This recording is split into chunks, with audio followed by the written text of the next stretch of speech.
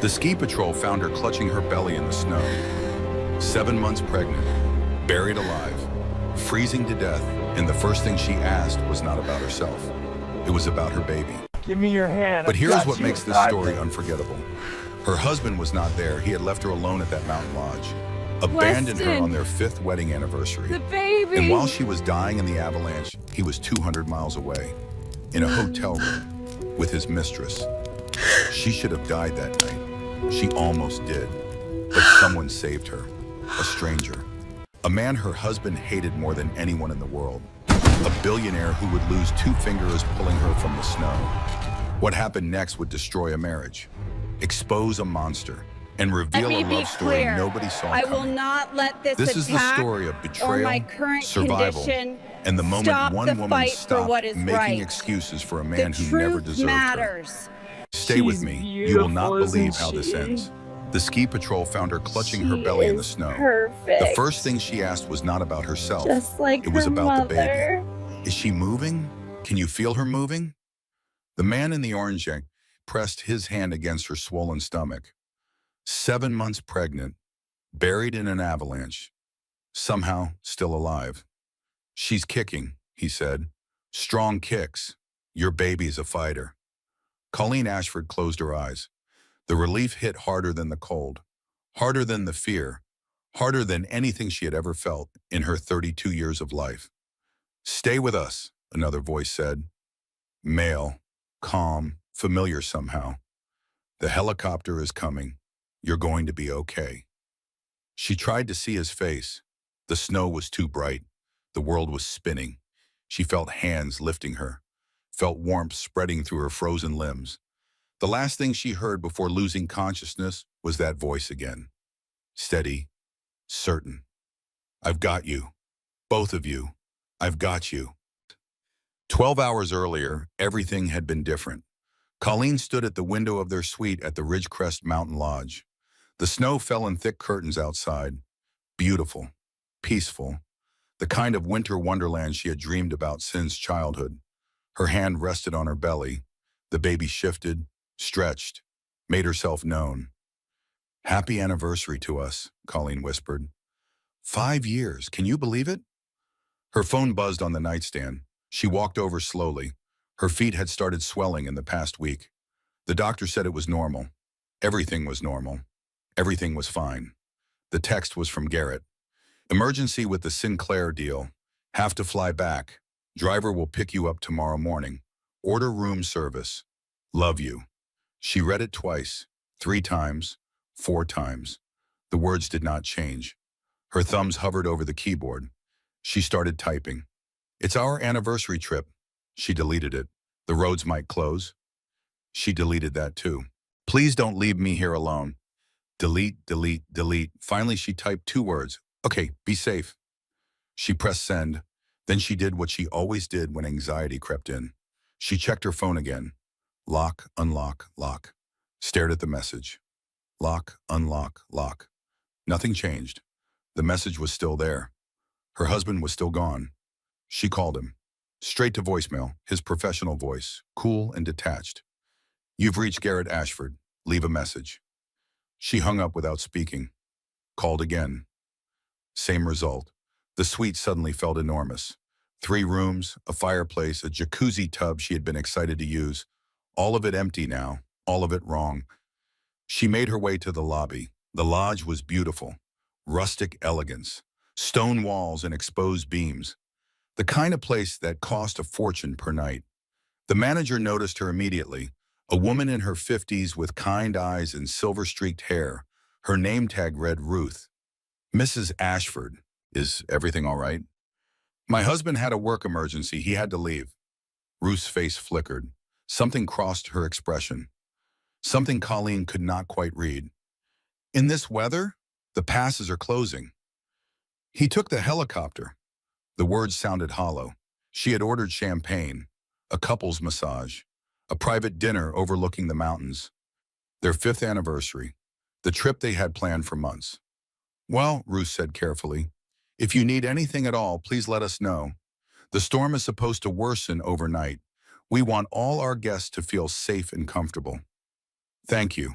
Colleen walked toward the restaurant. She was not hungry, but the suite felt like a brown cage. At least here there were people, movement, life. The dining room was half empty. Most guests had left before the storm warning, the smart ones. The ones whose husbands did not abandon them for business deals. She found a table by the window, ordered hot tea and soup, tried to convince herself that everything was fine. The waiter brought her tea, young, friendly.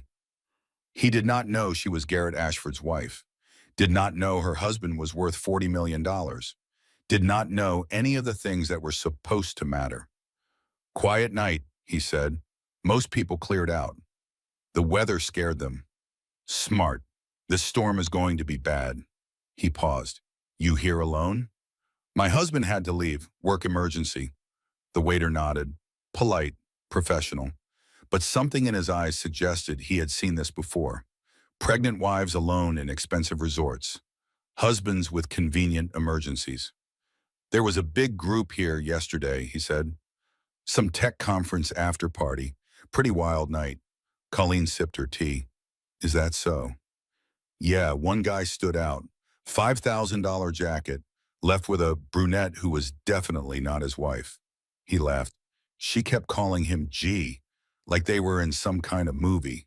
Colleen's cup stopped halfway to her lips. G, Garrett's nickname, the one his college friends used, the one that showed up in emails from people who knew him before he was Garrett Ashford, CEO. You okay? The waiter asked.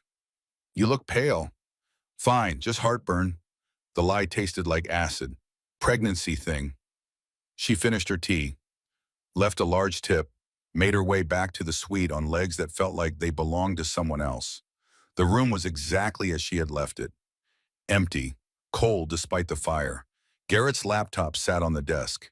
He had left it behind, said he would use his tablet for whatever work he needed to do. She should not open it, should not violate his privacy, should not become that wife. The suspicious one, the paranoid one, the one who checked her husband's emails because she did not trust him. But the waiter's words echoed in her head. $5,000 jacket, brunette, calling him G. She opened the laptop, password required. She tried their wedding date. Wrong, his mother's birthday. Wrong, his own birthday. Wrong, she sat back, defeated. Maybe this was a sign. Maybe she was being crazy. Pregnancy hormones, abandonment anxiety. Her therapist had warned her about this. Then she tried one more. The date of his first major deal. The day he became a millionaire instead of just another startup founder. The screen unlocked. Her heart pounded as she opened his email. She told herself she was being paranoid, that she would find nothing, that she would close this laptop and never speak of it again. The inbox was carefully organized. Folders for different projects, different clients, different priorities. And one folder labeled B. She opened it. The first email was from 3 days ago, from someone named Brinley Vance, VP of Operations at Ashford Tech. Last night was incredible. Can't wait for the lodge. Should I book my usual room or will you make an excuse to share yours? Colleen's hands began to shake. Garrett's reply was underneath. Colleen's coming this time. We'll have to be careful, but after the baby comes, we'll figure everything out, I promise. The timestamp mocked her. 2 days ago, while she was packing for their anniversary trip, while she was excited about their romantic getaway, while she was planning the future she thought they shared. She scrolled down, more emails, months of them, 18 months of messages between her husband and a woman named Brinley. Intimate messages, planning messages, future messages. And then she found the one that broke her. A forward from Brinley to Garrett. Subject line, room confirmed at the Aspen Grand. Can't wait to celebrate our anniversary. Yes, I know it's technically yours and Colleen's. That makes it better. The screen blurred. Tears or shock or both. She understood now. The anniversary trip was never for her. It was supposed to be for them. Garrett and Brinley. Their celebration, Colleen was not supposed to be here. Her pregnancy complications had forced Garrett to include her at the last minute. She was the inconvenience, the obstacle, the pregnant wife who ruined everything by showing up to her own marriage. She was not crazy. She was not paranoid. She was not hormonal. She was right. She had always been right. And now she was alone, 7 months pregnant, trapped in a mountain lodge with a storm closing in, while her husband celebrated their anniversary with another woman. The validation should have felt like victory. Instead, it felt like drowning. I knew something was wrong, she thought. I knew it. I knew it all along. The bathroom floor was cold against her back. Colleen did not remember sitting down, did not remember how long she had been here. The shower ran nearby. She had turned it on at some point. Now the water was cold. Steam had faded from the mirror. The tiles beneath her were hard and unforgiving. She counted them. 63 tiles on the wall. She counted again. Still 63. Something about the number felt important, solid, real. The baby kicked. Once, twice. A reminder. You are not alone, those kicks seemed to say. Even now, even here. You are not alone. Colleen placed both hands on her belly, felt the movement beneath her palms, strong, insistent, alive. I'm sorry, she whispered. I'm so sorry you have to go through this with me. Another kick, harder this time. She forced herself to stand, turned off the shower, looked at herself in the mirror. The woman staring back was a stranger, red eyes, pale skin, hair tangled from running her hands through it. This was not the woman who had packed for a romantic anniversary trip. This was someone else entirely. Morning came slowly. The storm had intensified overnight. Avalanche warnings scrolled across the television screen. The lodge was on lockdown. No one in or out. Colleen should have felt trapped. Instead, she felt something unexpected. Clarity. She picked up her phone and called Darcy, her best friend since college.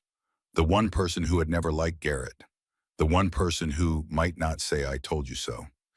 Darcy answered on the second ring. Tell me you didn't marry a man who would abandon his pregnant wife on their anniversary. I can't tell you that. Silence stretched across the phone line. Then Darcy's voice, softer now. Oh, honey, what happened? Colleen told her everything. The text message, the waiter's story, the emails, Brinley, the anniversary trip that was never meant to be hers. Darcy listened without interrupting. When Colleen finished, she heard her friend take a deep breath. I'm booking a flight. Where exactly are you? Don't. The airports are closed. The roads are closed. I'm stuck here. A bitter laugh escaped her throat. We're all stuck here. Me and Garrett's secrets in this storm that won't stop. What are you going to do? I don't know. I honestly don't know. Do you want to save the marriage? The question hung in the air. A week ago, Colleen would have said yes without hesitation. 5 years, a baby on the way, a life they had built together.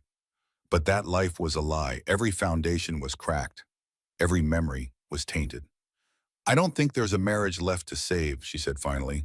I think there's just a performance. And I'm tired of being the only one who didn't know the script.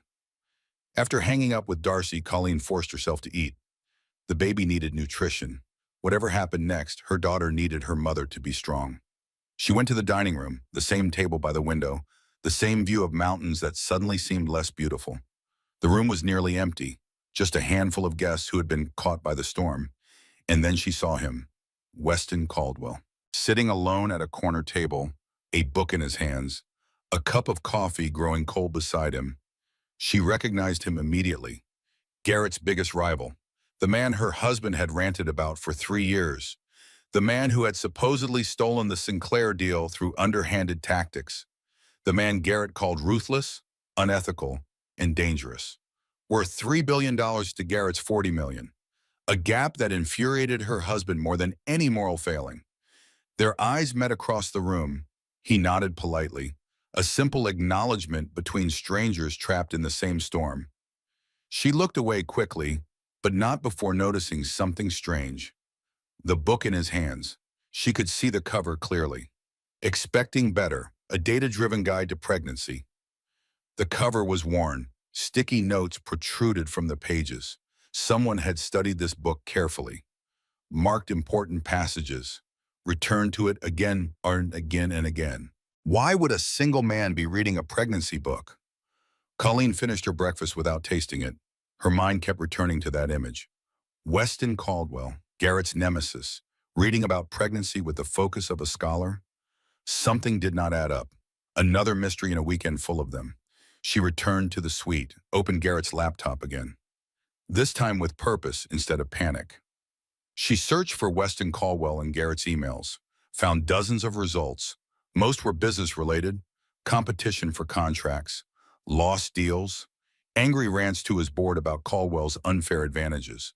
But one email thread caught her attention, from 18 months ago, right around the time Garrett started seeing Brindley. The subject line, Caldwell's situation handled. She opened it. Garrett had written to his lawyer. The story is out. Catherine Caldwell's mental health history is all over the press. Weston is distracted. The Davidson contract is ours. Catherine Caldwell, Weston's wife. Colleen vaguely remembered hearing about her. A tragedy of some kind. She had not paid attention at the time. Garrett had dismissed it as karma for his rival's sins. She searched for more.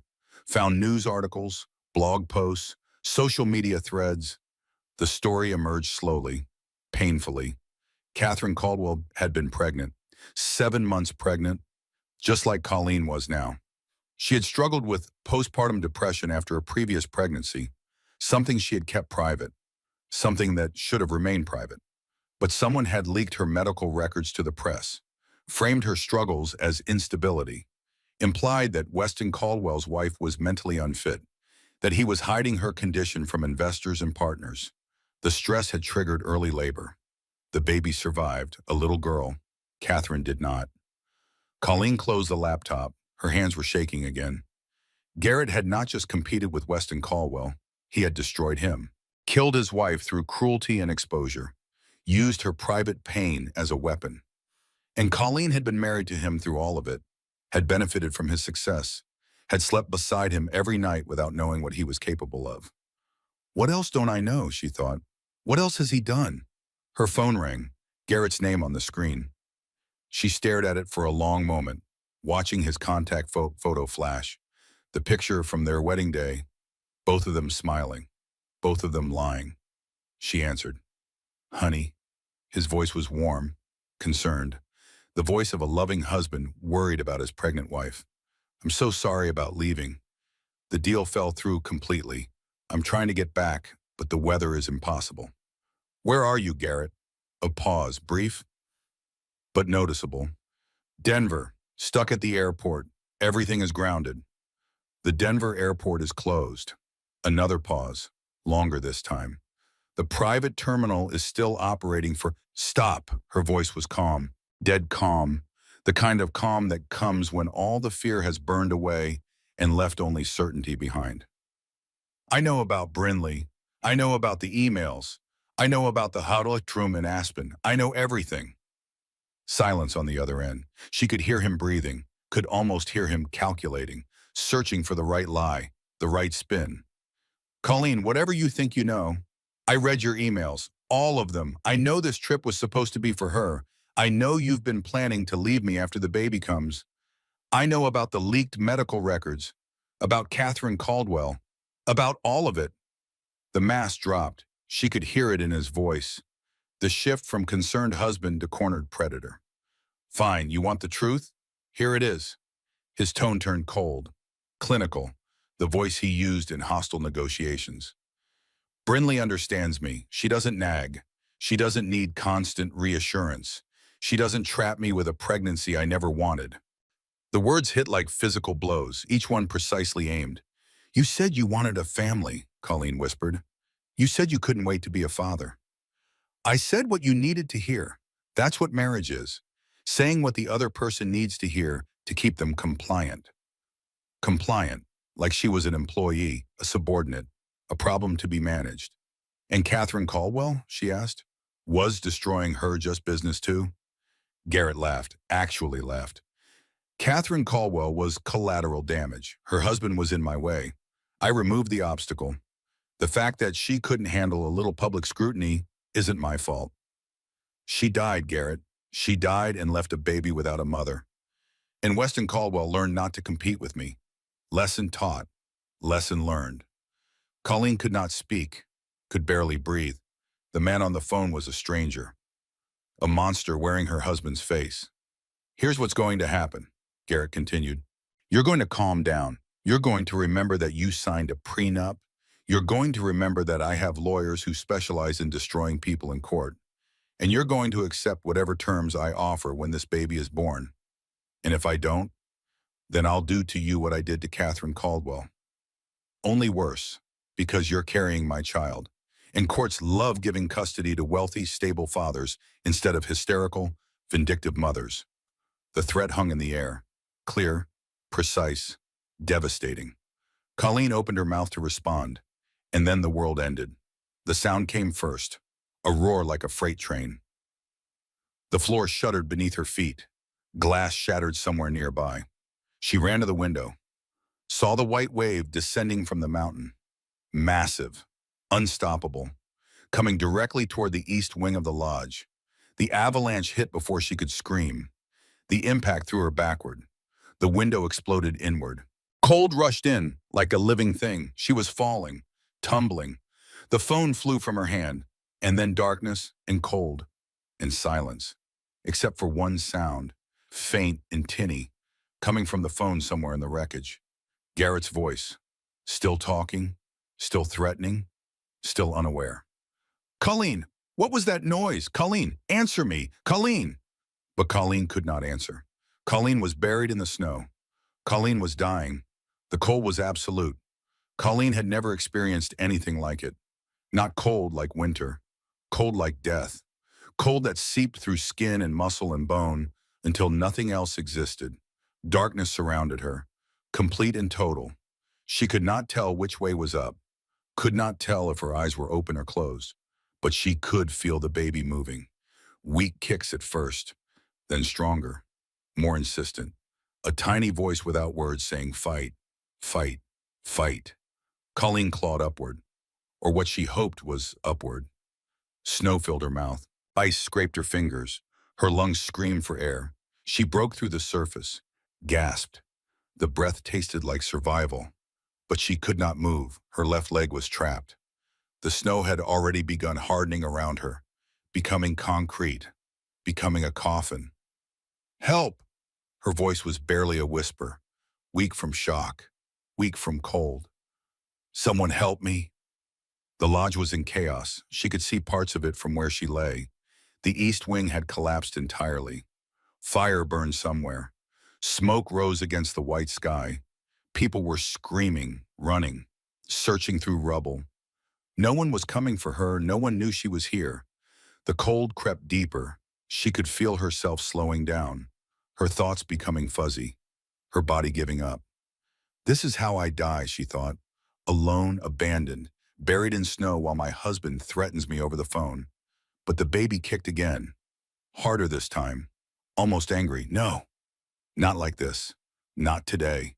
Colleen screamed, put everything she had into it, every ounce of strength, every bit of love for the child inside her. Help me, please, someone help. Nothing. The wind swallowed her voice, the snow absorbed her cries. She did not know how long she lay there, minutes, hours. Time lost all meaning. The cold was everything. The cold was the whole world. And then footsteps, a figure moving through the debris. Careful, purposeful, coming closer. Mrs. Ashford, she knew that voice, had heard it only hours ago in the dining room. Weston Caldwell's face appeared above her. Blood ran from a cut on his forehead. His expensive coat was torn, but his eyes were focused, alert. Don't move, he said. I'm going to dig you out. My baby, I know, we're going to protect your baby. Breathe slowly, conserve heat. He dropped to his knees beside her, began digging with his bare hands. Methodical, efficient. The snow was like cement now. Each handful took effort. She watched his fingers turn red, then white, frostbite setting in. He did not stop. Why are you doing this? She asked. Her voice was fading, consciousness slipping away. Because it's the right thing to do. I know who your husband is. His hands kept moving, kept digging. That's not who you are. The irony was not lost on her. Even now, even dying. The man her husband hated most in the world was the one trying to save her. The man Garrett had called ruthless, unethical, dangerous.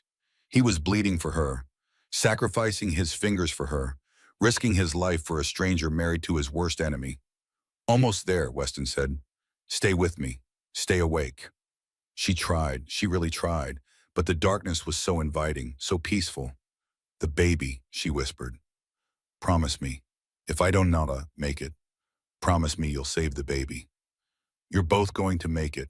I'm not leaving either of you. His hands found her trapped leg. He could feel the angle, the way the snow had compressed around her knee. One wrong move could cause more damage. This is gonna hurt, he said. I'm sorry. He pulled. The pain was blinding, white hot against the cold. She screamed, or tried to. Nothing came out but a kit, but she was free. Her leg was broken. She could feel it, could feel the wrongness of the angle. But she was free. Weston lifted her, carefully. His arms were steady despite the cold, despite his injuries. I've got you, he said, both of you. I've got you. He carried her through the wreckage, past the destroyed East Wing, past bodies she did not want to see, past survivors digging through rubble with bleeding hands. The lobby was still standing, barely. The fire in the great stone fireplace still burned. Survivors huddled around it, some crying, some silent, but all in shock. Ruth was there, organizing, directing. The kind woman from the front desk transformed into a general, commanding her troops. Over here, she called to Weston. Bring her to the fireplace. We need to get her warm. Blankets appeared, warm water, a first aid kit that seemed tragically inadequate. Someone checked Colleen's leg, confirmed what she already knew. Broken in 2 places. She needed a hospital, needed surgery, needed things this ruined lodge could not provide. Helicopter is on its way, Ruth said. 20 minutes. Medical evacuation for the critical patients. 20 minutes. An eternity when you were this cold. When your baby was stressed and your leg was shattered and your husband was somewhere in Aspen with his mistress. Weston sat beside her. His hands were wrapped in bandages now, white gauze already showing spots of red. How bad? She asked, looking at his fingers. Bad enough, but they'll heal. You could lose them, those fingers. Fingers can be replaced, lives can't. Colleen looked at him, really looked, saw the exhaustion beneath the calm, the grief that never fully left his eyes, the weight of everything he had lost. Your wife, she said, Catherine. His expression flickered, pain quickly controlled. You know about that. I read Garrett's emails. I know what he did, what he really did. Her voice broke. I'm so sorry, I didn't know. I swear I didn't know. Weston was quiet for a long moment. The fire crackled beside them. Outside, the wind howled like something alive. Catherine was 7 months pregnant, he finally said. Just like you are now. She was excited, scared, overwhelmed. All the things pregnant women feel. What happened? Your husband happened. No bitterness in his voice, just facts. Cold, hard facts. He found out about her history, postpartum depression after our first pregnancy, something we had dealt with privately, recovered from, moved past. He leaked it to the press. He did more than leak it. He framed it, made it seem like I was hiding a mentally unstable wife, implied she was a danger to herself and others. The headlines were brutal. Colleen closed her eyes. She could imagine, could see exactly how Garrett would orchestrate such a campaign. Surgical, devastating, deniable. Catherine saw everything, Weston continued. Every article, every comment, every person dissecting her private pain for entertainment. The stress triggered early labor. And she died. She died. Our daughter survived. But Catherine, he stopped, swallowed. The doctors said it was complications, technical, medical complications. But I know what really killed her. Shame, fear, the feeling that her deepest secret had been stolen and used as a weapon. I'm sorry. The words felt inadequate. I'm so sorry. You didn't do this. I benefited from it. I was married to him while he did these things. I slept beside him, made a baby with him. Her hand found her belly.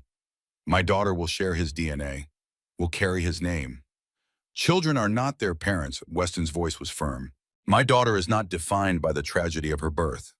Your daughter will not be defined by her father's sins. The helicopter arrived 40 minutes later, not 20. The weather was worse than expected. Everything was worse than expected. Medical personnel flooded the lobby, triage, assessment, prioritization. Colleen was loaded onto a stretcher, IV in her arm, oxygen mask on her face, monitors attached to her belly to track the baby's heartbeat. Strong, steady, the baby was stable. The baby would survive. As they carried her toward the helicopter, she saw Weston one more time, standing in the doorway, his bandaged hands at his sides, his face unreadable. "Thank you," she called out, "for everything." He nodded, once. Simple. "Take care of your daughter," he said. "That's all the thanks I need." The helicopter lifted off. The lodge grew smaller beneath them. The mountain that had almost killed her became just another peak in a range of peaks. Colleen watched until she could not see it anymore, until the clouds swallowed everything. Then she closed her eyes and let herself rest. The fight was not over. It was barely beginning. But for now, in this moment, she was alive. Her baby was alive.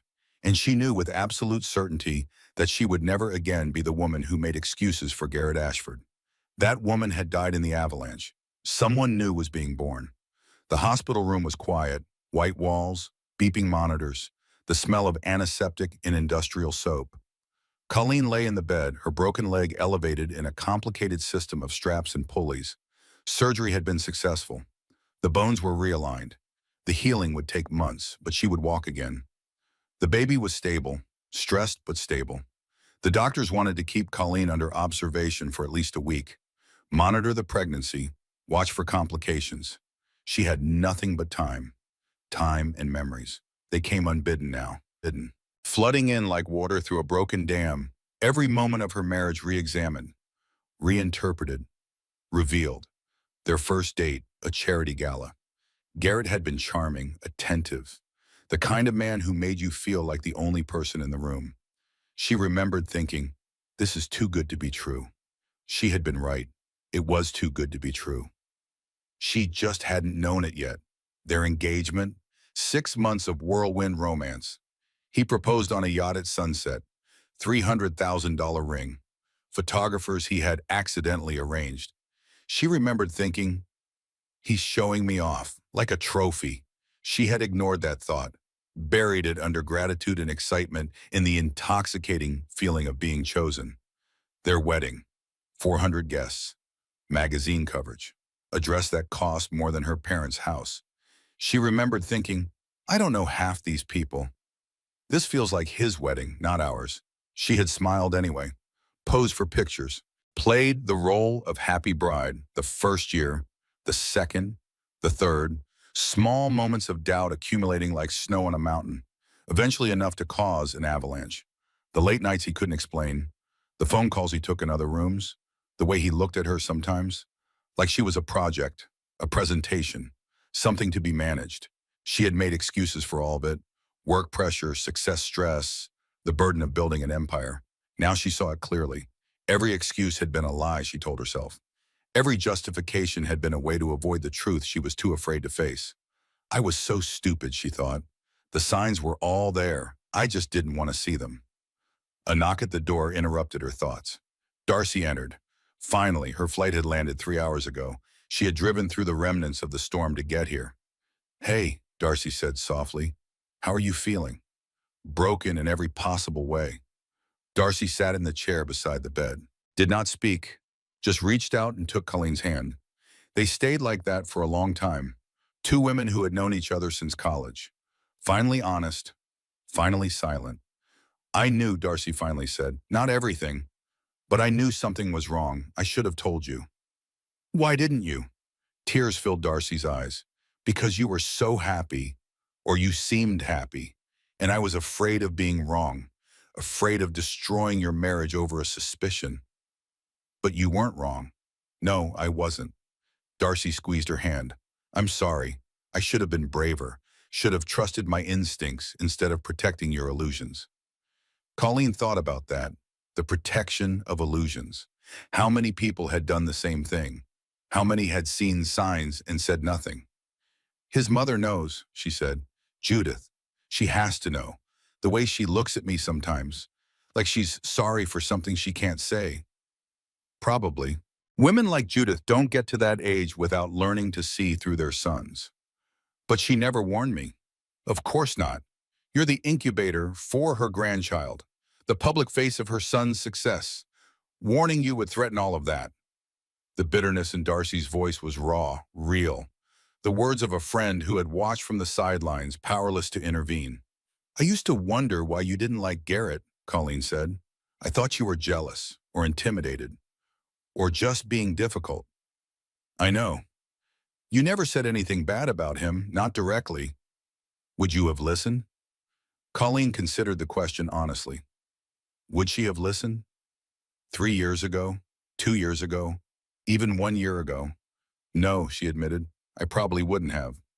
That's why I stayed quiet, because I knew you weren't ready to hear it, and I didn't want to lose our friendship over a man who would eventually reveal himself anyway. You were playing the long game.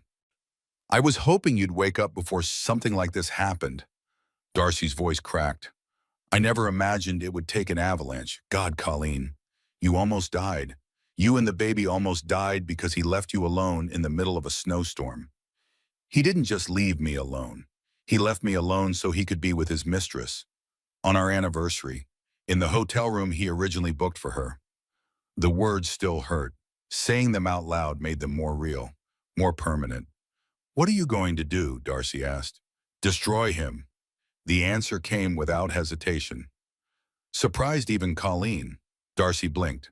That's not what I expected you to say. I know I'm not the vindictive type. I've never been the vindictive type. But this isn't about revenge. What is it about?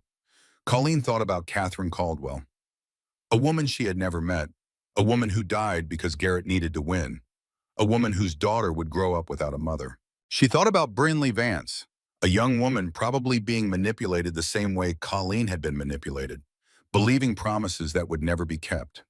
She thought about the investors in Ashford Tech, the employees, the people whose livelihoods depended on a man who would sacrifice anyone for his ambitions. It's about the truth, she said finally. Everyone deserves to know who Garrett really is, not for revenge, for protection.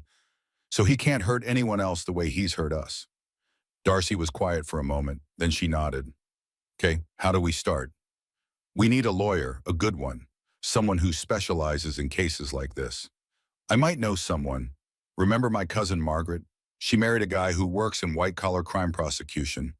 He might have recommendations. Colleen nodded. A plan was forming, small pieces connecting, a path forward through the darkness. There's something else, she said, something I haven't told you yet. She told Darcy about Garrett's last phone call, the threats, the promises to destroy her in court, the comparison to Catherine Caldwell. Darcy's face went pale. He said he'd do to you what he did to her? His exact words, only worse. That's not just a threat, that's an admission. I know, and I recorded it. Darcy stared at her. You recorded it? My phone has automatic call recording for important contacts. Garrett insisted I set it up years ago. Something about legal protection for business calls. A grim smile crossed Colleen's face. I don't think he ever imagined I'd use it against him. That recording could be everything. It could be, but it might not be admissible. Depends on the state. It depends on the circumstances. Still, it proves what he's capable of, what he's willing to admit when he thinks no one is listening. The door opened again. A nurse this time, checking vitals, adjusting medications. The mundane routines of hospital life continuing despite the chaos of Colleen's world. After the nurse left, Darcy leaned in close. I need to ask you something, and I need you to answer honestly. Okay. Are you safe, right now, in this hospital? Are you safe? Colleen had not thought about that. The immediate physical danger. She had been so focused on the emotional devastation that she forgot about the practical threats. I don't know, she admitted. Garrett knows where I am. He has resources, connections. Can he get to you? He can get to anyone. Darcy pulled out her phone. I'm calling Marcus, my cousin's husband. We need legal protection. Today, now.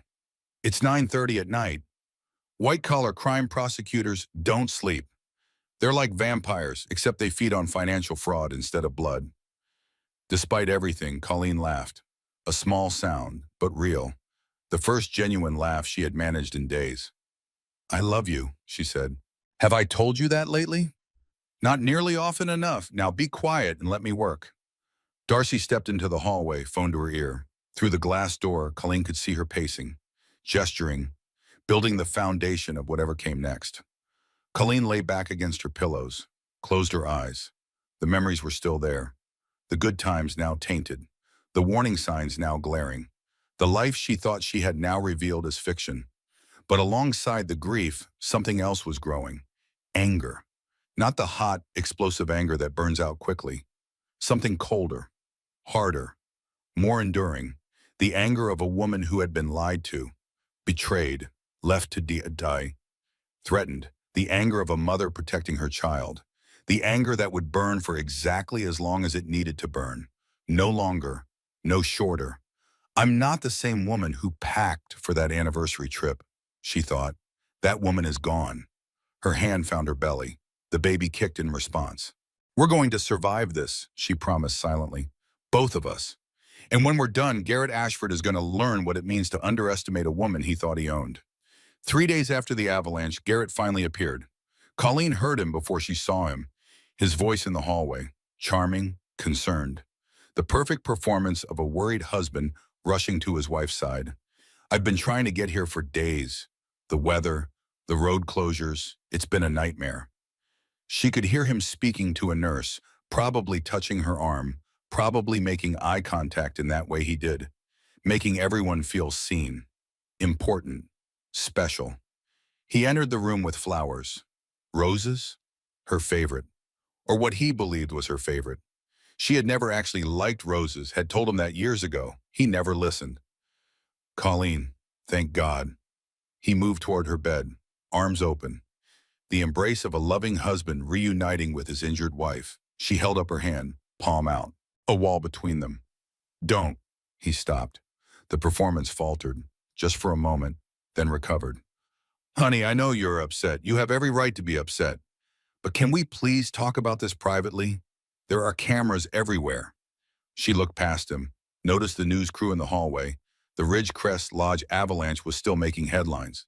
17 dead, dozens injured, and among the survivors, the pregnant wife of tech millionaire Garrett Ashford, rescued by his billionaire rival. The story had written itself. Social media was obsessed with it. "You're right," she said calmly. "There are cameras everywhere, so let's make sure they capture the truth." "Colleen, oh, you were in Aspen." Her voice carried, clear, steady. "With Brinley Vance at the Aspen Grand Hotel, room 417. The color drained from Garrett's face. "Honey, we should really discuss this in private." "Why, Grandma? You weren't private. You've been sleeping with your VP for 18 months. You told her you'd leave me after the baby came. You called our child a trap." She looked at the cameras beyond the door. The red lights were on, recording. "Should I keep going?"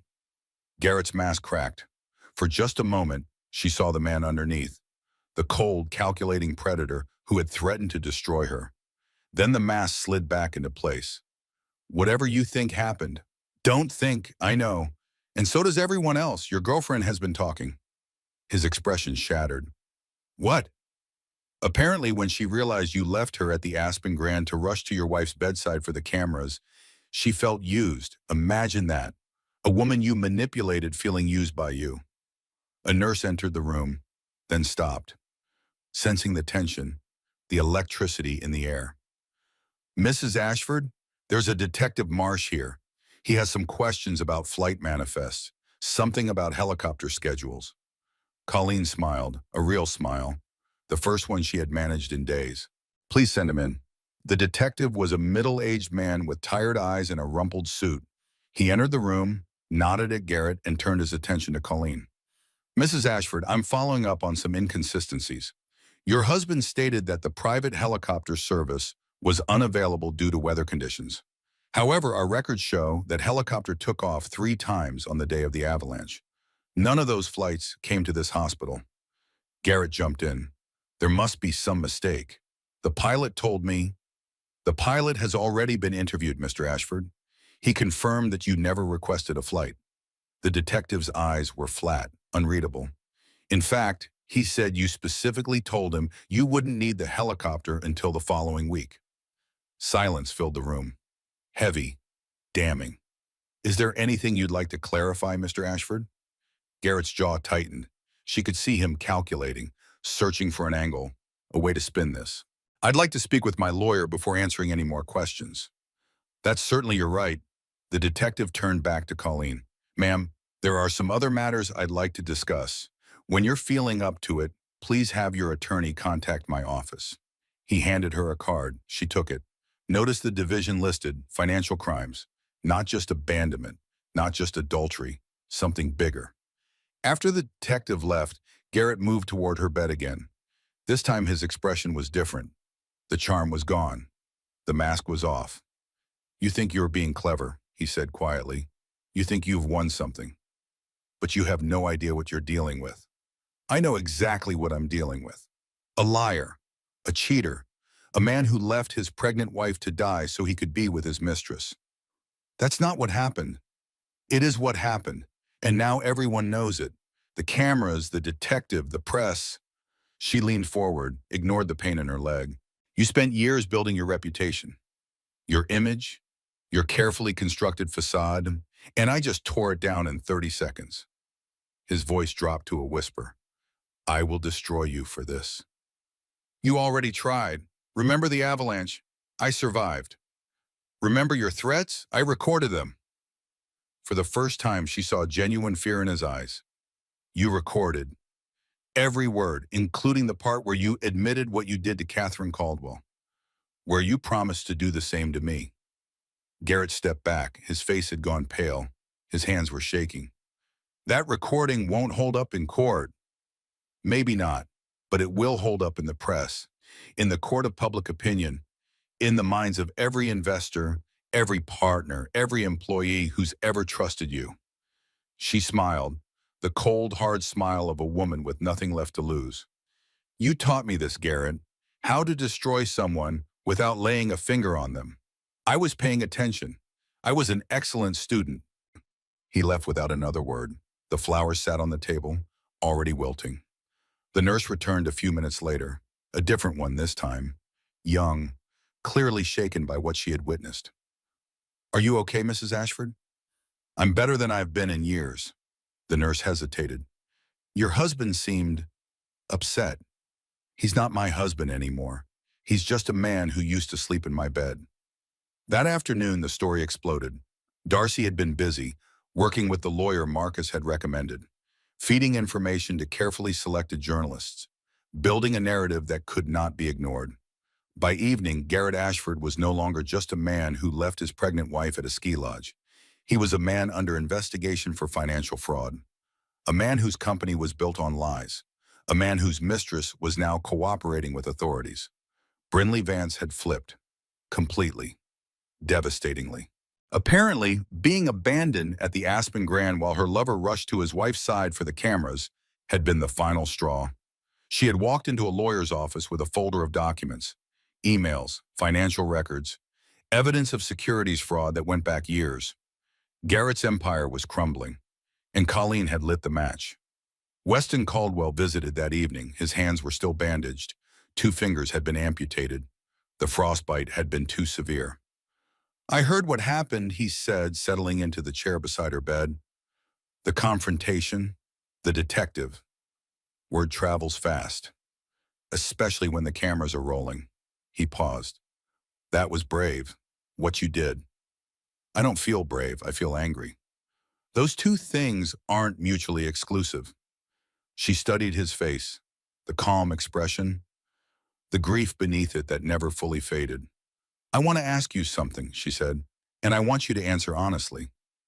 Go ahead, Shaw. Why are you helping me? After everything Garrett did to you, to Catherine, why would you lift a finger for his wife? Weston was quiet for a long moment. The machines beeped around them. Outside the window, the sun was setting, orange and pink and gold. Because helping you isn't about him, he finally said. It's about you and your daughter. And the fact that people like Garrett shouldn't get to keep destroying lives without consequence. But you lost so much. your wife, your fingers, your piece of desire, and I'll never get any of that back by hurting you." His voice was soft but certain. Catherine wouldn't want that. She was the kindest person I ever knew. If she were here, she'd be sitting in this chair, holding your hand, telling you that survival is just the first step. What's the second step? Rebuilding, on your own terms, not for revenge, but for yourself. Colleen felt tears pricking her eyes, the first tears she had allowed herself since the avalanche. "I don't know how to do that," she admitted. "I've been Garrett's wife for so long. I don't know who I am without him." "Then you'll figure it out, day by day, choice by choice." He reached into his jacket pocket, pulled out a card.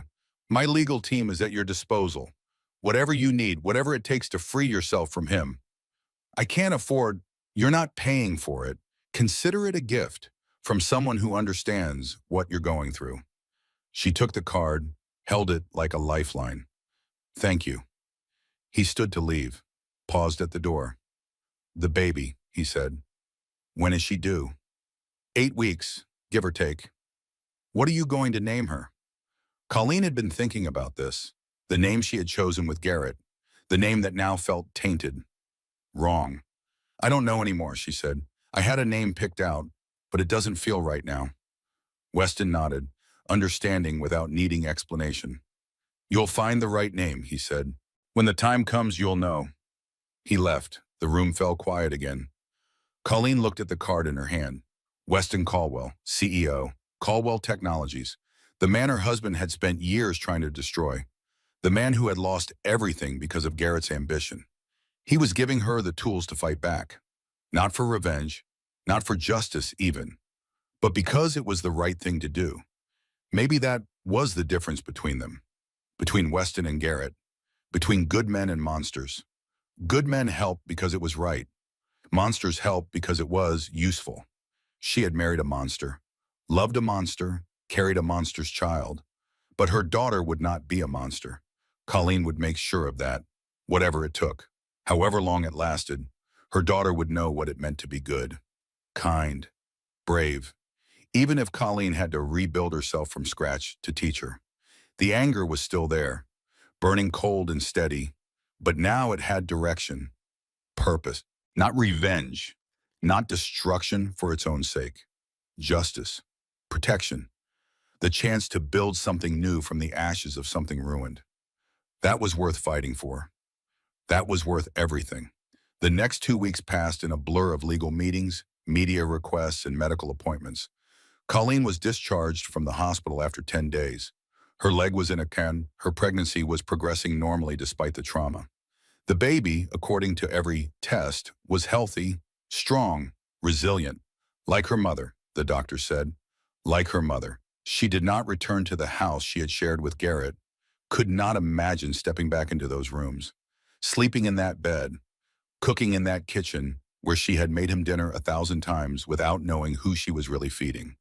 Instead, she moved into Darcy's apartment, a 2-bedroom place in a comfortable neighborhood, small compared to the mansion, but safe, warm, real. The legal team Weston had connected her with was extraordinary. 3 attorneys, 2 investigators, a forensic accountant who had spent 20 years tracking hidden assets. They were expensive, the kind of expensive that would have been impossible without Weston's backing. But they were also effective. Within a week, they had uncovered the full scope of Garrett's fraud. The Sinclair deal had never existed. It was a fabrication, a story Garrett told investors to justify large cash infusions that he then funneled to shell companies he controlled. Ashford Tech was worth a fraction of its stated value. The patents were licensed, not owned. The revenue projections were fantasy. The entire company was a house of cards waiting for a strong win, and Garrett had been preparing for the collapse, moving assets, setting up offshore accounts, planning his escape. The pregnancy had been an inconvenience, a complication he never wanted. He had hoped Colleen would miscarry. When she didn't, he had started planning how to use the child as a shield. Custody battles, sympathy plays, leverage. Reading the investigators' reports made Colleen physically ill. Not with sadness anymore, with rage. She had been nothing to him, less than nothing, an asset to be managed, a problem to be solved, a means to an end. The confrontation with Brinley came unexpectedly. Colleen was at a coffee shop near Darcy's apartment. Public, neutral, safe. She was meeting with one of her lawyers when a woman approached her table. Mid-20s, beautiful in a polished, professional way. Nervous eyes, shaking hands. "Mrs. Ashford, I'm sorry to interrupt, but I need to talk to you." Colleen recognized her from the photos in Garrett's emails. The woman who had called him G. The woman he had promised a future with. Brinley Vance. Yes, Brinley's voice was barely above a whisper. "Can I sit down? Please, just for a minute." The lawyer started to protest. Colleen held up her hand. "It's okay, I'll be fine." Brinley sat, didn't order anything, just sat there with her hands clasped on the table like a child waiting to be scolded. "I know you hate me," Brinley began. "I deserve it. I did terrible things. I told myself stories to justify them. But there's no justification. I was wrong." Colleen said nothing, just watched, waited. "He told me you didn't understand him," Brinley continued, "that your marriage was basically over, that you were staying together for appearances until the baby came, that you knew about other women and didn't care. And you believed him." "I wanted to believe him. There's a difference," Brinley's voice cracked. "He was so convincing. Made me feel special, important, like I was the one he really loved. But then the avalanche happened, and I saw his face when the news came in, when they said you might die. What did you see? Calculation. That's the only word for it. He was calculating how it would look, what it would mean for the company, whether he could use your death for sympathy. He wasn't scared for you. He was planning." Colleen felt the cold anger settle deeper into her bones, confirmation of what she already suspected. But still, hearing it, from the woman who had shared her husband's bed. "Why are you telling me this?" "Because I cooperated with the investigators. I gave them everything, the emails, the financial records, the conversations he thought were private." "I know. My lawyers told me. There's more." Brinley reached into her purse, pulled out a folder. "Things I didn't give them, things I saved as insurance, things that will destroy him completely." Colleen looked at the folder, did not touch it. "What is it?" "Proof of what he did to Catherine Caldwell. The medical records he stole, the journalists he paid, the whole campaign documented from the inside." The room seemed to shrink. The noise of the coffee shop faded. "How do you have this?" "He gave it to me. Right after we started the affair. Said it was a lesson about what he was capable of, about what would happen if I ever betrayed him." Brinley's eyes filled with tears. "I was so stupid. I thought it meant he trusted me. Really, he was just showing me his teeth." Colleen reached for the folder. Her hands were steady now. The shaking had stopped days ago. She opened it, scanned the pages, saw emails, receipts, a paper trail connecting Garrett directly to Catherine's exposure. This was everything. More than enough for a criminal case. More than enough for civil liability. More than enough to destroy whatever remained of Garrett's life. "Why give this to me?" Colleen asked. "Why not just turn it over to the police?" "Because you're the one he hurt the most. You should decide what happens to it." Colleen looked at Brinley for a long moment, saw the guilt there, the regret, the desperate hope for some kind of absolution. "You're not doing this to help me," Colleen said. "You're doing this to help yourself, to feel less complicit, to tell yourself you made it right." Brinley flinched. "Maybe, probably. Does it matter?" "Yes, it matters." Colleen closed the folder. "But I'll take it anyway, because whatever your reasons, this is the right thing to do, and that matters too." She stood, gathered her things, looked down at the woman who had helped destroy her marriage. "I don't forgive you," Colleen said. "I may never forgive you, but I understand you. You were manipulated by the same man who manipulated me. We're both casualties of his ambition." Brinley nodded, tears streaming now. "I'm sorry," she whispered, "for everything." "I know, so am I." Colleen left the coffee shop, the folder tucked under her arm, the final piece of the puzzle finally in place. That night she made a decision. She sat in Darcy's living room with the folder open on the coffee table. Her lawyers had reviewed everything, confirmed its authenticity, outlined her options. She could turn it over to the police, let the legal system handle it. Garrett would face criminal charges for what he did to Catherine, justice served through proper channels. Or she could go public, release everything to the press, let the court of public opinion deliver its verdict. Faster, louder, more satisfying. There was a third option too, one her lawyers hadn't suggested, but that had crossed her mind. She could use it as leverage, force Garrett to accept whatever divorce terms she demanded, walk away with enough money to never worry again, move on quietly, peacefully. Each option had advantages, disadvantages, consequences she could not fully predict. She thought about Catherine Caldwell, a woman she had never met, a woman who died because Garrett needed to win. What would Catherine want? She thought about Weston, the pain in his eyes that never fully faded, the fingers he had lost saving a stranger, the quiet dignity with which he had handled unimaginable loss. What would Weston want? She thought about her daughter, the life she was building inside her, the future that was still unwritten. What did she want? The answer came slowly, quietly, like sunrise after a long night. She wanted the truth, not revenge, not money, not leverage, just the truth, spoken clearly, heard widely, acknowledged finally. Garrett had spent his whole career building a lie, a beautiful, profitable, devastating lie.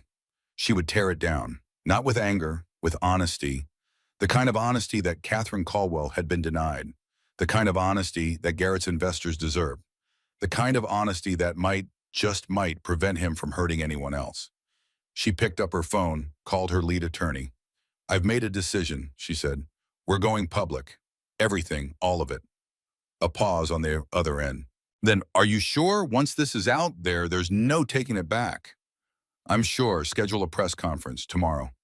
"Colleen, I've been afraid of this man for 5 years. I made excuses for him, covered for him, protected him from the consequences of his own actions. Not anymore. Tomorrow, everyone learns the truth." She hung up, set down the phone. For the first time in weeks, she felt at peace. The fight was not over. The hardest parts were still ahead, but she was finally moving forward instead of just surviving. She was finally free. The press conference was scheduled for 2 o'clock in the afternoon. Colleen arrived at 1:15. Early, nervous, ready. The room was packed. Journalists from every major outlet, cameras, microphones, the machinery of public attention focused directly on her. She had dressed carefully, professional, understated, no jewelry except her mother's pendant, a simple silver chain she had worn since the funeral 12 years ago. Her mother would have known what to do, would have found the right words, would have been brave without seeming angry, dignified without seeming cold. Colleen would try to channel that, try to be the woman her mother had raised. Even if her mother was not here to see it, the lawyers went first, laying out the facts, the fraud, the timeline, the evidence. Then it was her turn. She moved to the podium slowly. Her leg was still in a cast, crutches under each arm.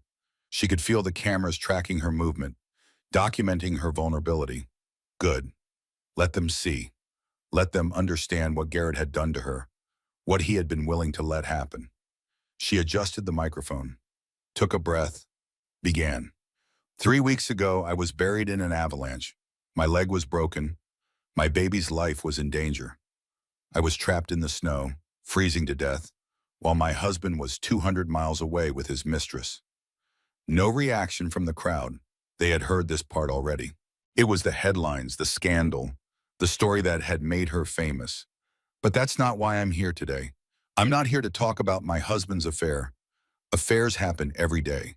They're devastating, they're cruel, but they're personal, private, between the people involved. She paused, let the silence build. I'm here to talk about something else, something that affected more than just me, something that destroyed a family, killed an innocent woman, left a daughter without her mother. The room shifted, a new tension, a new attention. 18 months ago, Catherine Caldwell died during childbirth. The official cause was complications. Medical, unavoidable. But the real cause was something else entirely. She told the story, all of it. The leaked medical records, the planted stories, the systematic campaign to humiliate a vulnerable woman into breakdown. My husband orchestrated this. He stole Catherine's private and medical history and gave it to journalists who turned her pain into headlines. He watched as she crumbled, as the stress triggered early labor, as she died on a hospital table, holding her husband's hand. Colleen's voice cracked. She let it, did not try to hide the emotion. I have documentation, emails, payment records, a paper trail that connects Garrett Ashford directly to Catherine's exposure and death. This documentation has been provided to law enforcement and will be made available to the media. The questions exploded. All at once, a wall of voices demanding answers. She held up her hand, waited for silence. I'm not a prosecutor. I'm not a judge. I can't say what crimes were committed or what punishments should follow. That's for the legal system to decide. She looked directly into the cameras, imagining Garrett watching, imagining his face as his carefully constructed world collapsed. But I can say this. My husband is not the man he pretends to be. The charming entrepreneur, the visionary leader, the devoted family man. That person does not exist. Never has existed. He's a mask, a costume, a lie told so often it became real. Her voice dropped, softer now, more personal. I believed that lie for 5 years.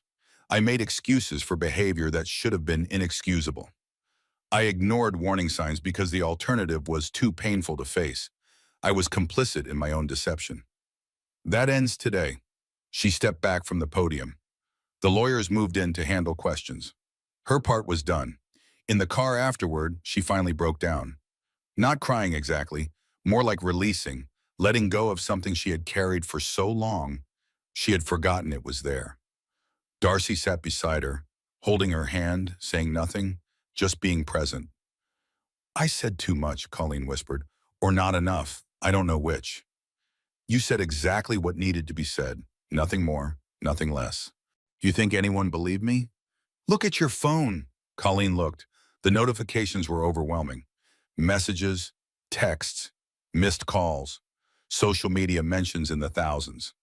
The top headline, Ashford wife exposes tech mogul's dark past, murder, fraud, and betrayal.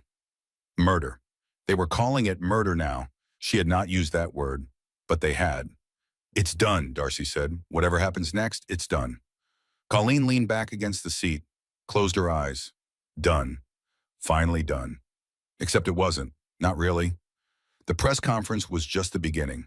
The investigation would take months, maybe years. The divorce would be brutal. The custody battle would be worse. But for now, in this moment, she had told the truth. Spoken it aloud. Made it real. Whatever came next, at least it would be built on honesty. That night, alone in Darcy's guest room, Colleen faced her darkest moment. The adrenaline had faded. The supporters had gone quiet. The reality of what she had done was settling in like winter cold. She had declared war on a man who had killed before, destroyed before, walked away without consequences before. What made her think this time would be different? The thoughts came in waves, each one darker than the last. He will fight back. He always fights back. He has more money, more connections, more experience at this game. You are 7 months pregnant, broken leg, no income, no home, no leverage. What have you done? What have you done? The baby kicked, hard, almost angry. Colleen looked down at her belly, placed both hands on the swell of her daughter. I know, she whispered. I know you're in there. I know you're depending on me. I'm sorry. I'm so sorry for the world you're being born into. The kicks continued, insistent, demanding. I don't know if I can do this. I don't know if I'm strong enough. I've never been strong. I've always been the one who goes along, who accommodates, who makes things easier for everyone else. She was crying now, really crying, the first time since the avalanche. But I don't know how to be anyone else. I don't know how to be the person you need me to be. The room was dark, silent, empty except for her and the life inside her. And then slowly something shifted. The fear did not disappear. The doubt did not vanish. But underneath them, Something else emerged. Determination. Quiet but certain.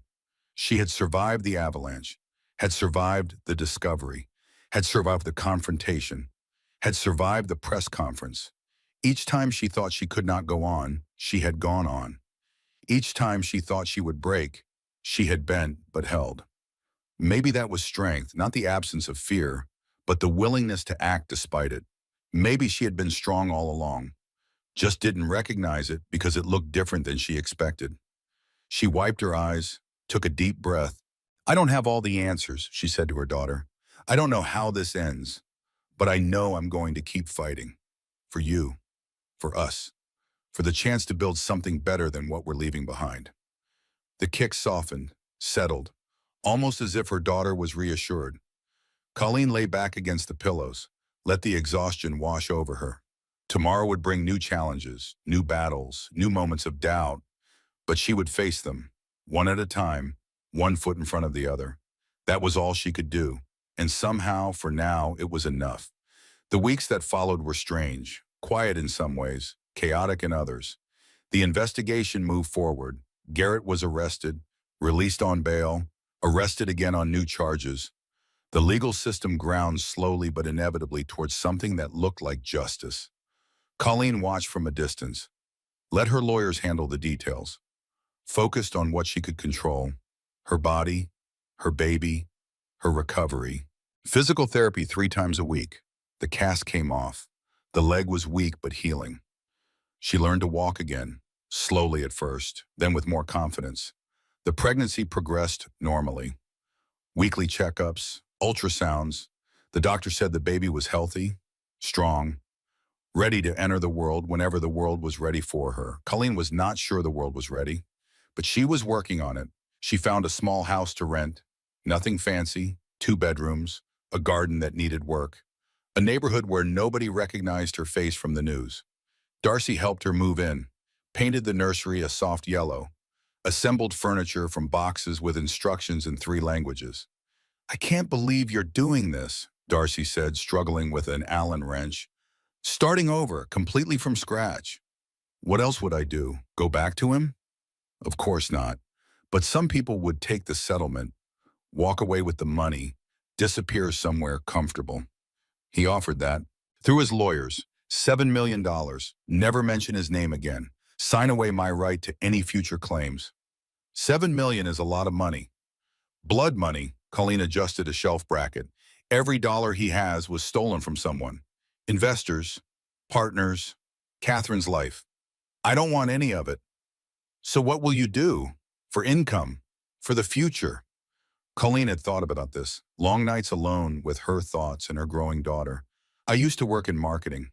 Before I met Garrett, before I became Mrs. Ashford. I was good at it. Maybe I still am." "You want to go back to work?" "Eventually, after the baby comes, after I figure out who I am again." She smiled. "Weston's company offered me a job, marketing director, good salary, good benefits." "Weston Caldwell, of course." Darcy raised an eyebrow. "That man has been suspiciously helpful throughout this whole disaster. He lost his wife because of Garrett. He understands what I'm going through." "Is that all he understands?" Colleen felt her cheeks warm. "It's not like that. He's just kind, genuine. The opposite of everything Garrett pretended to be." "I'm not judging. I'm just observing." Darcy grinned. "And what I observe is a man who gave you his legal team, lost 2 fingers saving your life, and offered you a job despite having 0 reason to help his enemy's wife. I'm not his enemy's wife anymore." "Exactly." They finished the nursery as the sun was setting. Yellow walls, white furniture, a mobile of stars and moons hanging over the crib. Colleen stood in the doorway, looked at the room she had created. For her daughter, for their future, for the life they would build together. It was small compared to what she'd had, but it was hers, really hers, not borrowed, not dependent, not contingent on anyone else's approval or generosity. That night, she sat on the porch and watched the stars emerge. The garden needed attention, overgrown, neglected. But underneath the weeds, she could see the bones of something beautiful. Roses, lavender, a trellis that might support climbing jasmine. Her mother had been a gardener. had taught Colleen the names of flowers before she taught her the alphabet, had said that gardens were like lives, messy, unpredictable, but capable of extraordinary beauty if you were willing to do the work. Colleen had forgotten that, forgotten a lot of things about her mother in the years since her death, but she was remembering now, pulling the pieces back together, the mother she had lost, the woman she wanted to become, the daughter she was about to meet, 3 generations, connected by love, separated by time, united by something that transcended both. "I wish you could see this, Mom," she whispered to the stars. "I wish you could meet her, your granddaughter. She's going to be amazing. I can already tell." No answer. Of course, the dead do not speak. But sometimes if you listen carefully, you can still hear them. In the rustle of leaves, in the scent of flowers, in the memories that surface unexpectedly, bringing comfort when comfort is needed most. Colleen closed her eyes, let herself feel for just a moment like she was not alone. Her mother was there, somehow, somewhere, and her daughter was coming. Soon, very soon. 2 weeks later, her water broke. Darcy drove her to the hospital. 15 minutes of contractions that seemed to last forever. Nurses and doctors and monitors in the controlled chaos of birth. And then, at 3:47 in the morning, a cry. Small at first, then louder. Demanding attention. Demanding to be heard. Colleen held her daughter for the first time, felt the weight of her, the warmth, the impossible reality of a new person existing in the world. "Hello," she whispered. "I've been waiting to meet you." The baby opened her eyes, dark blue, almost purple. The eyes of a newborn who would see everything for the first time. "I'm your mother," Colleen said, "and I promise, I will never let anyone hurt you. I will protect you, love you, fight for you, always." The baby blinked, seemed to consider this promise, then closed her eyes and fell asleep. Darcy appeared in the doorway, tears streaming down her face. "She's beautiful," Darcy said. "What are you going to name her?" Colleen had thought about this for weeks, considered dozens of options, rejected each one. But now, holding her daughter, the answer was obvious. Had been obvious all along. "Grace," she said, "Grace Catherine." "Catherine?" After Weston's wife. The woman Garrett killed. The woman who deserved to be here but isn't. Darcy nodded slowly, understanding. "Grace Catherine. It's perfect." Colleen looked down at her daughter, this tiny person who had survived an avalanche, survived her father's betrayal, survived everything the world had thrown at her before she was even born. "You're going to have a hard story to carry," Colleen told her. "Someday I'll have to explain who your father was, what he did, why I left him." Grace slept on, oblivious, peaceful. "But I'll also tell you about the people who helped us, who saved us, who proved that kindness still exists in a world full of cruelty." She thought of Weston, his steady hands, his quiet strength, his willingness to sacrifice for strangers. "And I'll tell you about your grandmother, about the garden she tended, about the love she gave me that I'm going to give to you." The baby stirred, stretched, made a sound that might have been a yawn. "Welcome to the world, Grace Catherine. It's messy, it's hard, it's beautiful. You're going to love it." 6 months later, spring arrived. The garden that Colleen had been nurturing through winter finally burst into bloom. Roses along the fence, lavender in the beds, the climbing jasmine on the trellis, exactly as she had imagined. Grace slept in a basket nearby. 6 months old now, growing faster than Colleen could track. Every day, something new. A smile, a laugh, a tiny hand reaching for things just beyond her grasp. The trial had concluded 3 weeks ago. Garrett was convicted on 12 counts of securities fraud, 6 counts of wire fraud, 2 counts of conspiracy. The Catherine Caldwell matter was still being investigated. Civil suits pending, criminal charges possible. The wheels of justice turning slowly but finally turning. Colleen had not attended the sentencing, did not need to see Garrett in handcuffs, did not need to watch him be led away. The news coverage had been enough. Garrett Ashford, tech visionary, millionaire, monster, sentenced to 14 years in federal prison. Assets frozen, empire dismantled. justice, or something like it. The divorce had been finalized the week before. Colleen had asked for nothing, wanted nothing, accepted nothing. Her name was her own again. Her life was her own again. Everything that came before was behind her now. You're going to ruin your knees kneeling like that. Colleen looked up. Weston stood at the garden gate. He had been stopping by regularly since the baby was born. Never staying long, never presuming too much. Just checking in, helping where he could. My knees are fine. I'm tougher than I look. I know. He walked over, knelt beside her in the dirt. Need some help? I need someone to hold these stakes while I tie the tomato plants, if you're offering. They worked in comfortable silence, the kind of silence that comes from knowing someone well enough not to need words. Grace woke, made a sound of complaint. Colleen went to her, lifted her from the basket, settled her on one hip. She's getting so big, Weston said. Every time I see her, she's changed. That's what babies do. They grow, constantly, relentlessly.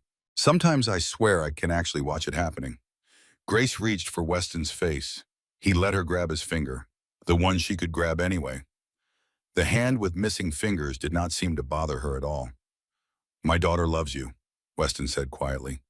Charlotte, she talks about Grace all the time. Wants to know when she can come play. Anytime.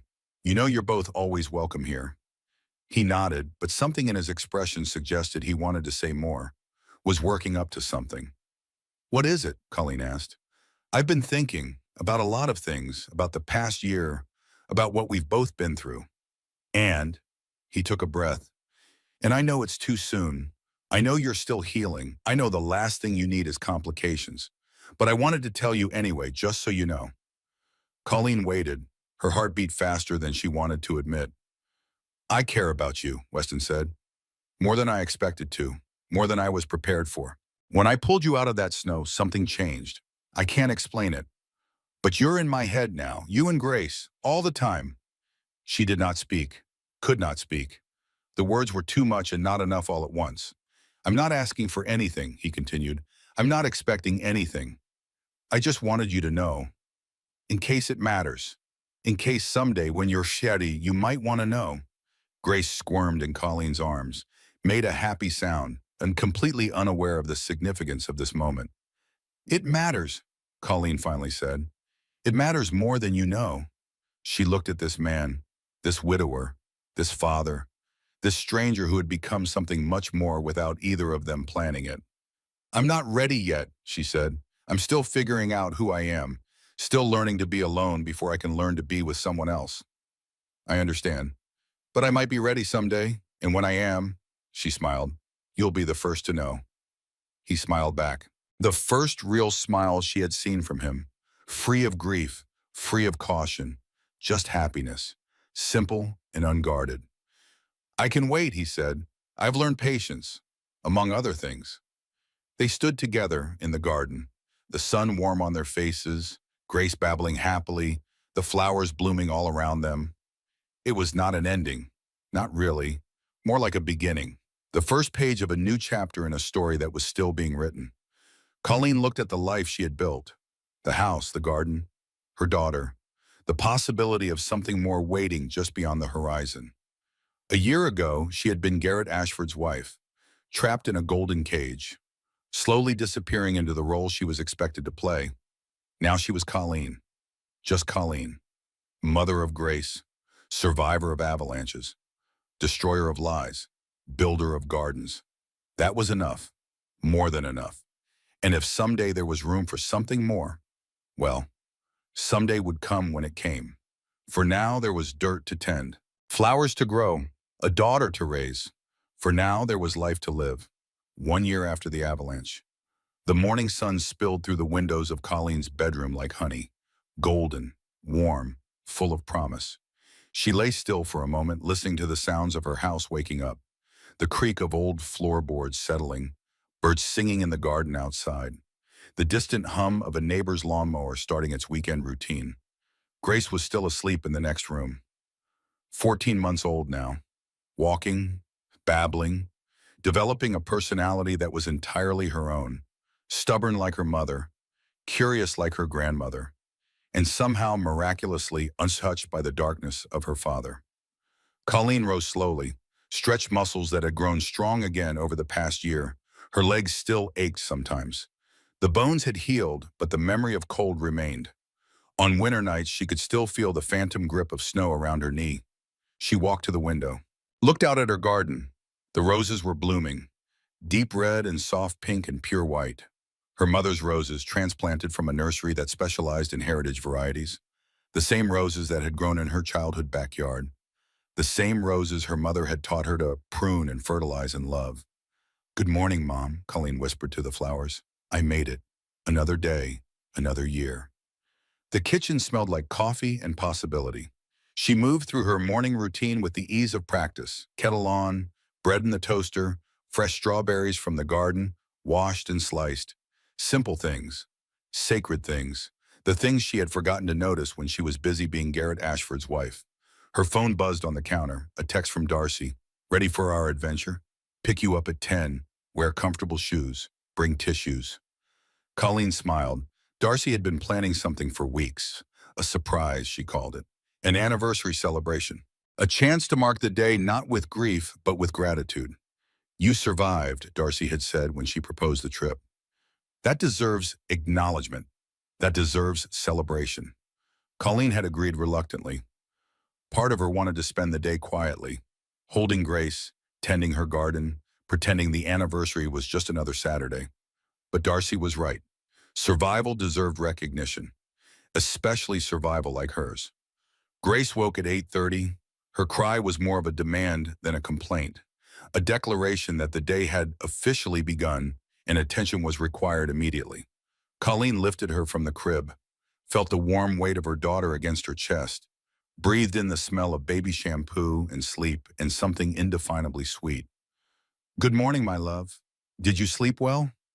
Grace responded with a stream of syllables that might have been words or might have been nonsense. It was hard to tell. She was at that age where everything sounded almost like language. "Mama," Grace said clearly, her favorite word, her first word, the word that still made Colleen's heart swell every single time. "Yes, B. Mama's here. Mama's always here." They had breakfast together on the porch, Grace in her high chair, systematically destroying a banana, Colleen with her coffee and toast, watching the morning unfold. The garden was alive with movement. Butterflies on the lavender, bees humming around the roses, a hummingbird at the feeder Weston had installed last month. Weston. His name moved through her mind like music. Familiar now, comfortable, but still capable of making her pulse quicken.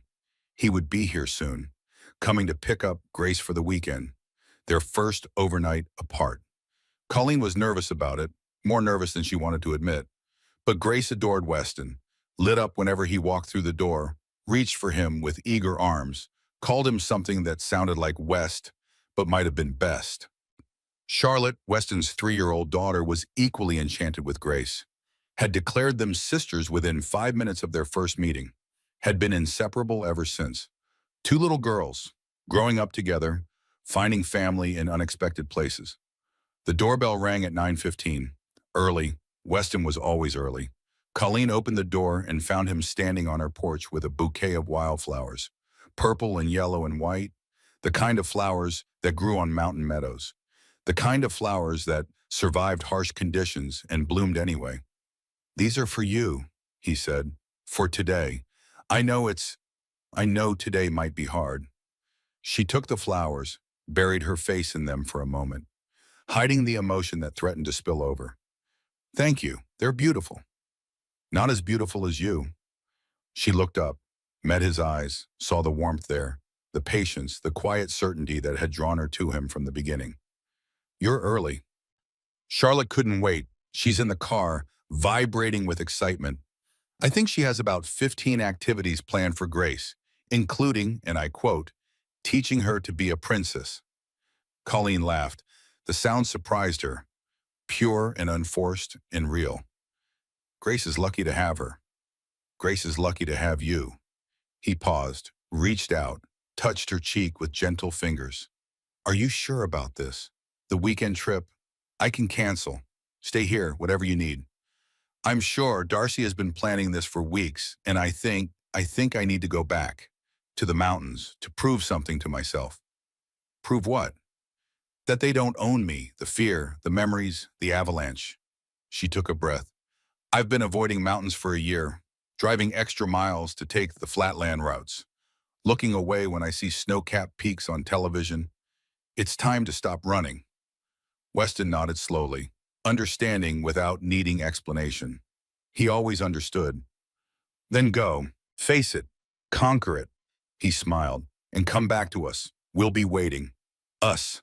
Such a small word, such a large meaning. Grace squealed with delight when she saw Weston, arms outstretched, demanding to be picked up. He obliged immediately, swinging her into the air in a way that made her shriek with joy. There's my girl, there's my favorite girl. Colleen watched them together. This man who had lost 2 fingers saving her life. This man who had given her his legal team, his resources, his unwavering support.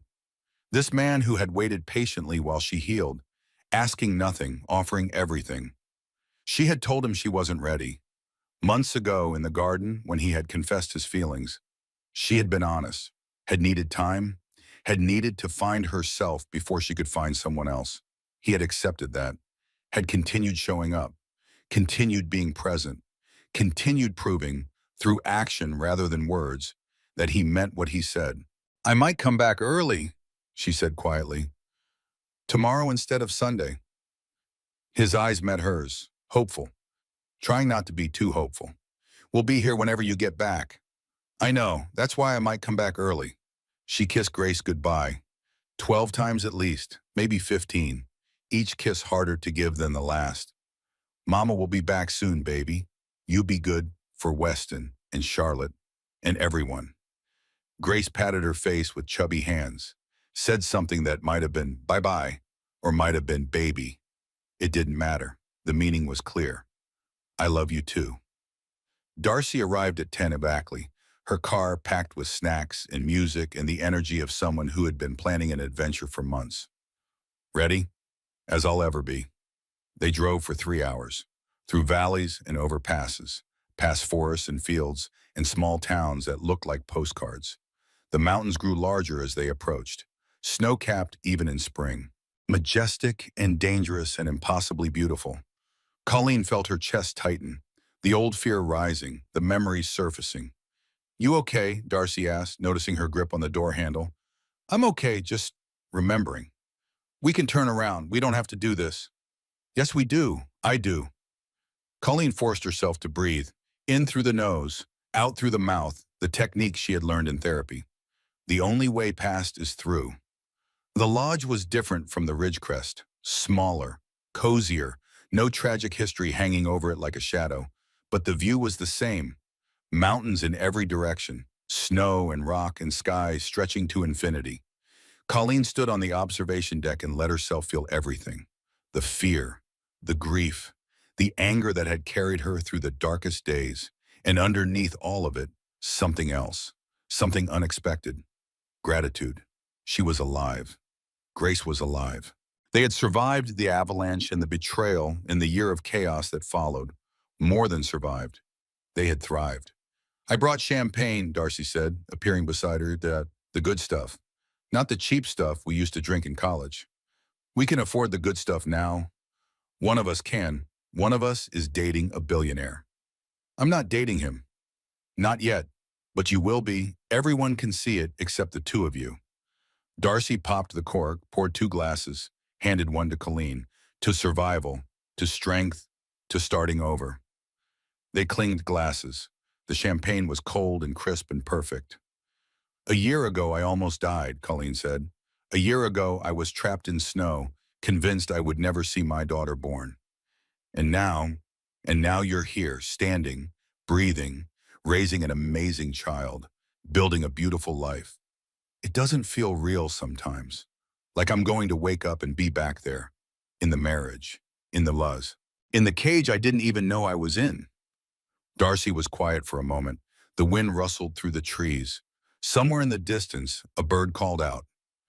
Do you know what I remember most about that night? Darcy finally asked. When you called me from the hospital after the avalanche? What? Your voice, you sounded different. Not scared, is Carly, not angry exactly. Just clear. Like someone had wiped fog off a window and suddenly you could see everything. Colleen remembered that call. The shock still fresh, the pain still raw. But underneath it, the strange certainty that her old life was over. I think that's when it started, she said. The change. I didn't have words for it then, but I knew something was different. I knew I was never going back to who I was before. You're better now, stronger, more yourself. Am I? Sometimes I wonder who I would have been if I'd never met Garrett, if I'd chosen a different path, made different choices. You would have been someone else, maybe better, maybe worse, but not you. Darcy touched her arm. This you, this Colleen, this mother and survivor and warrior. She exists because of what happened, because of what you endured and overcame. I hate that he's part of my story, that he'll always be part of my story. He's part of it, but he's not the ending.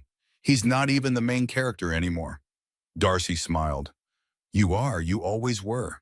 You just didn't know it yet. They finished the champagne as the sun began to set. The mountains turned purple and gold and pink. The sky became a canvas of colors that no artist could replicate. Colleen took out her phone. 3 missed calls from Weston. She called him back. Everything okay? Everything's perfect. His voice was warm through the speaker. Grace just had dinner. Charlotte read her a story. Well, Charlotte made up a story using the pictures in a book. It involved a dragon who wanted to be a ballerina. Colleen laughed. That sounds about right for Charlotte. She's gifted in her own unique way. A pause. How are you? How's the mountain? The mountain is beautiful. I'm okay. Better than I expected. I'm glad. I was worried about you. I know. I can tell. She hesitated, decided to be brave. Weston? Yes? When I get back tomorrow, I want to talk about things, about us. Silence on the other end. Then softly. I'd like that. I'm not promising. I know, no promises, no pressure, just a conversation. She could hear him smiling through the phone. I've waited this long. I can wait for a conversation. Okay, good. I'll see you tomorrow. See you tomorrow, Colleen. Sleep well. She hung up, stood there for a moment with the phone pressed against her chest. You're glowing, Darcy observed. Actually glowing, like a pregnant woman, except the baby is hope instead of a human. Shut up. Never. It's literally my job to mock you. Best friend privilege. They went inside as darkness fell. The lodge was warm and welcoming. A fire crackled in the stone fireplace. Other guests sat in comfortable chairs, reading or talking or simply existing in the peace of the mountains.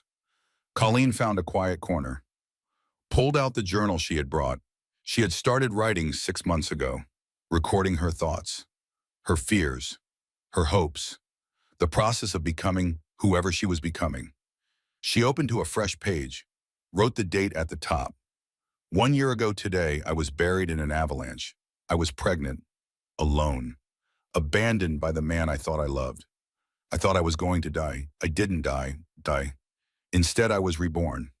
Not immediately, not easily, but gradually, piece by piece, day by day. The woman who was trapped in that snow is gone now. In her place is someone else. Someone stronger, someone braver, someone who knows her own worth. I am Colleen, mother of grace, survivor of avalanches, builder of gardens. I am not defined by my marriage, not defined by my trauma, not defined by the man who tried to destroy me. I am defined by what I choose, by who I love, by the life I am building with my own hands. Tomorrow I am going home, to my daughter, to my garden, to the possibility of something new with someone kind. I don't know what the future holds. I don't need to know. What I know is this: I am free, finally, fully, completely free. And that is enough. That is everything. She closed the journal, sat quietly as the fire crackled, and the other guests murmured, and the world continued its patient rotation. Darcy appeared with 2 cups of hot chocolate. One more toast, for the road. We already toasted. We toasted with champagne. This is hot chocolate. Completely different category of toast. Colleen took the cup, let the warmth spread through her fingers. To new beginnings, Darcy said. To new beginnings. They drank. The chocolate was rich and sweet and perfect. You know, Darcy said, a year ago I thought I might lose you. Not just in the Avalanche, but after. I thought the divorce and the trial and all of it might break you. I thought it might too. But it didn't. You bent. You cracked. But you didn't break. Darcy's eyes were bright with unshed tears. I'm so proud of you. Have I told you that? I'm so incredibly proud of who you've become. Colleen felt her own tears rising. Did not fight them. I couldn't have done it without you, without Weston, without everyone who held me up when I couldn't stand on my own. That's what family does. Real family. The family you choose. They embraced. Two women who had known each other since college, who had weathered heartbreaks and disappointments, and now this, the biggest storm of all. I love you, Colleen whispered. I love you too. Now finish your hot chocolate. We have an early morning tomorrow. They went to their rooms at 10. Colleen lay in the unfamiliar bed, looking at the unfamiliar ceiling, feeling strangely at peace. The mountains outside were silent, watchful. The same mountains that had almost killed her. But she was no longer afraid of them, no longer running from them. She had faced the fear, had walked through it, had emerged on the other side. Tomorrow she would go home, to Grace, to the garden, to Weston and whatever they might become together. Tomorrow she would begin the next chapter, and the one after that, and all the chapters that would follow, because that was what survivors did. They kept going, they kept growing, they kept becoming, not despite the pain, because of it. She fell asleep with a smile on her face, and for the first time in a year, she did not dream of snow. The drive home felt shorter than the drive there, perhaps because she was eager, perhaps because the mountains no longer held power over her. Darcy dropped her at her house at noon. The garden was brilliant in the afternoon sun. The roses, the lavender, the jasmine climbing the trellis. Home. Really, truly home. Weston's car was in the driveway. He was early. Again. She found them in the backyard. Weston and Charlotte and Grace. A picnic blanket spread on the grass. Sandwiches and fruit and juice boxes scattered around. Grace saw her first, let out a shriek of pure joy, toddled toward her on unsteady legs. Mama, Mama, Mama! Colleen scooped her up, held her tight, breathed in the smell of her daughter. I missed you, baby. I missed you so much. Mama home, Grace declared, patting her face. Mama home now. Yes, Mama's home now. Mama's always going to come home. Weston approached slowly, giving her space, giving her time. You're early, he said. I thought you weren't coming back until tonight. I couldn't wait. Couldn't wait for what? She looked at him. This man, this patient, kind, impossible man who had saved her life in so many ways. For the conversation, the one I mentioned on the phone. Charlotte was tugging at Weston's sleeve. Daddy, can I take Grace to see the butterflies, please? Stay where I can see you. The girls ran off together, hand in hand, sisters in all the ways that mattered. Colleen and Weston stood alone in the garden, the sun warm on their faces, the flowers blooming all around them. So, he said, the conversation. The conversation. She took a breath, reached for the courage she had found on the mountain. I've been thinking about what you said months ago about caring for me. I remember. I wasn't ready then. I'm not sure I'm completely ready now, but I'm closer, and I realized something up there on the mountain. What did you realize? That waiting until I'm perfectly ready means waiting forever. That healing isn't a destination, it's a process, and that some processes are easier when you don't have to do them alone. Weston stepped closer, close enough to touch, but not touching, respecting her boundaries even now. What are you saying? I'm saying I want to try, whatever this is between us. I want to see where it goes. She met his eyes. I can't promise I won't be difficult. I can't promise I won't have bad days and moments of doubt and times when I push you away. But I can promise I'll try. That's all I've ever wanted. He reached for her hand, slowly, gently, giving her every opportunity to pull away. She didn't pull away, his fingers intertwined with hers, the hand with missing fingers, the hand that had bled for her in the snow. "I want to do this right," she said. "Slow, careful, no rushing into anything. Slow is good, careful is good." He smiled. "I've learned patience, remember?" "I remember." They stood together in the garden, watching their daughters chase butterflies in the afternoon light. The end of one story, the beginning of another. Colleen thought about her mother, about the garden she had tended, about the advice she had given years ago about not losing yourself in loving someone else. She had lost herself once, had disappeared into a marriage that was never what it seemed. Never again. She would never disappear again. But she could share herself, could open her heart to someone who deserved it, could build something new with someone who had proven himself worthy. That was the difference between losing yourself and sharing yourself. One diminished you, the other made you more. "Hey, Colleen?" "Yes?" "I love you. I just wanted to say it. No pressure, no expectations. Just, I love you." The words hung in the air, simple and enormous and true. She squeezed his hand, did not let go. "I know. I'm starting to love you too." And standing there in the garden she had planted, with her daughter laughing nearby and the man who might become her future holding her hand, Colleen finally understood. The prison door had been unlocked all along.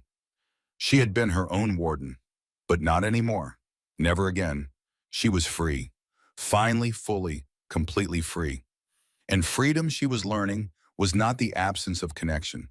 It was the ability to choose, to say yes when you meant yes, to say no when you meant no, to build a life on your own terms with people who respected those terms. She had chosen this. The garden, the daughter, the possibility of love. She would keep choosing it every day, every moment, for as long as she lived. That was the meaning of the avalanche. Not the trauma, not the near death, but the rebirth that followed. She had been buried in snow, and she had emerged somehow as someone new, someone stronger, someone braver, someone capable of joy. The mountains watched from the horizon, distant now, no longer threatening. She had faced them, conquered them, made peace with them. And now, surrounded by flowers and love and the laughter of children, she was ready for whatever came next, always beginning, always becoming, always free. And so Colleen finally understood. The prison door had been unlocked all along. She had been her own warden, but not anymore. Never again. If this story touched your heart, if you felt her pain and celebrated her victory, I have a small favor to ask. Hit that like button. It takes 1 second but means the world to this channel. Drop a comment below.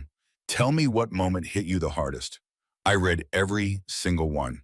Share this story with someone who needs to hear it, someone who might be making excuses for the wrong person right now. And if you are new here, subscribe and turn on notifications, because every week I bring you stories like this one, stories of strength, stories of survival, stories of women who refuse to stay broken. Thank you for listening. I will see you in the next one.